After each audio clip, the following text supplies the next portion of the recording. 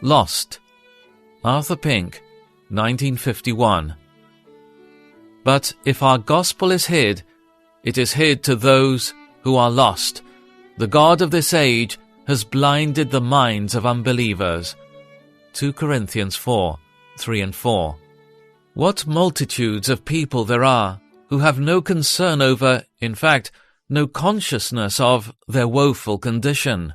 While they do not regard themselves as perfect, yet they are not aware that there is anything seriously wrong with them. They are respectable people, law-abiding citizens, and nothing particular ever troubles their conscience. They consider that they are certainly no worse than their religious neighbors, and though they scarcely ever read the Bible or enter a church, they fully expect to go to heaven when they die. Some of them will indeed admit that they are sinners, but imagine that their good works far outnumber their bad ones. Some of them were sprinkled as infants, attended a Sunday school class as children, said their prayers each night, and later joined the church.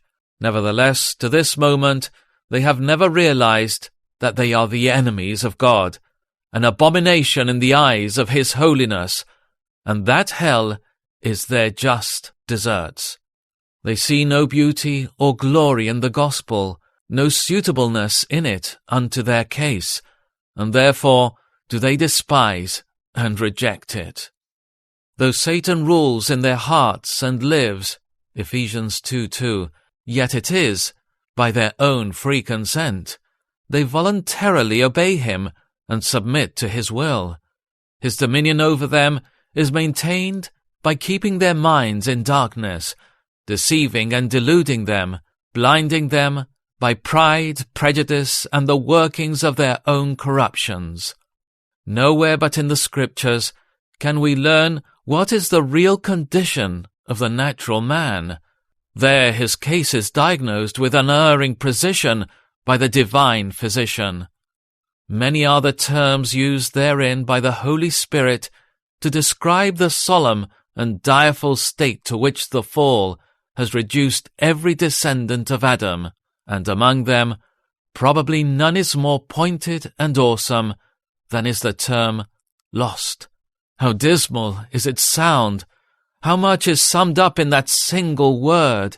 It signifies that the natural man is in a sinful, wretched, and perilous state, that he is far astray from God, that he has wilfully and wantonly forsaken the path of duty. Lost, a traveller from time to eternity, treading the road that leads to certain and everlasting destruction.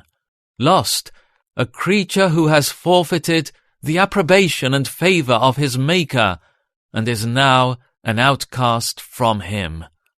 Lost, one who has squandered his substance in riotous living, and is now a spiritual bankrupt and pauper. He is out of the way of peace and blessing, and utterly incapable of finding his way back to it. Fearful beyond words is the condition of fallen man. His case is as hopeless as that of a dying person whose disease is incurable. A lost child is a pitiful object, but what mind can estimate or pen depict the tragedy of a lost soul? Lost now, lost forever, unless a sovereign God intervenes and performs a miracle of mercy for its recovery. Man is lost positively in that he is not what he should be.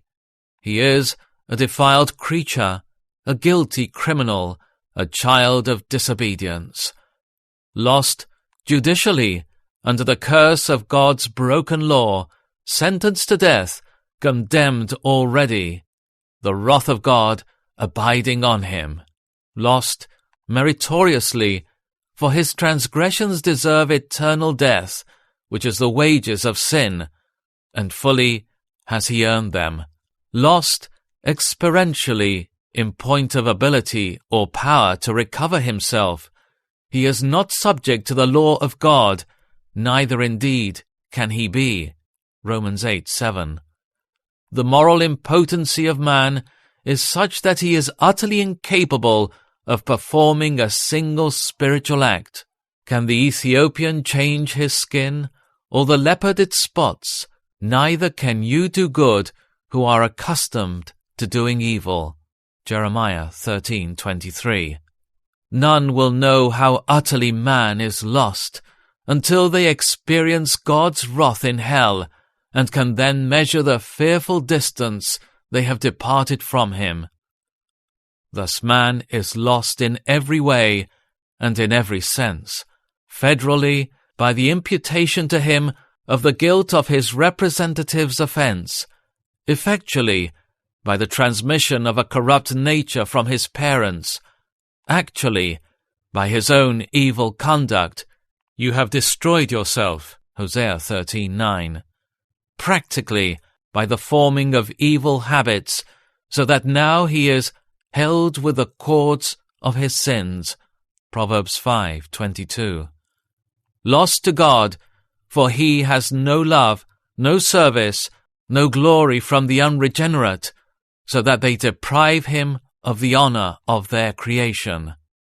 Man is lost to himself, to all reason and rational inducements, to right concepts and perceptions, to every consideration of God's claims upon him, lost to all sense of shame for his horrible condition in the eyes of the Holy One, so lost as to have delight in wickedness, 2 Thessalonians 2:12, lost to piety and true happiness, out of the way of holiness, peace, and security, lost in sin, in ignorance and error, lost irretrievably, like a sheep that wanders farther and farther astray until it perishes.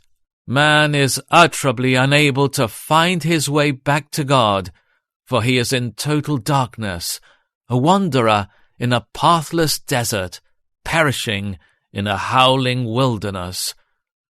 What makes man's case yet worse is that he has no desire to be recovered. He has perversely set himself up to be his own master, and stubbornly determines to please himself and carve out his own career. Rather than return unto God, the unregenerate would take any road which leads farther away from him. They resent his expostulations and resist the strivings of his spirit. If not with their lips, with their hearts they say unto God, Depart from us, for we have no desire to know your ways. Job 21:14. Yes, they would much prefer to be annihilated than yet meet God face to face and have to give an account of themselves to him. Romans 14:12. They hate his holiness and dread his justice, while despising his goodness and abusing his mercies.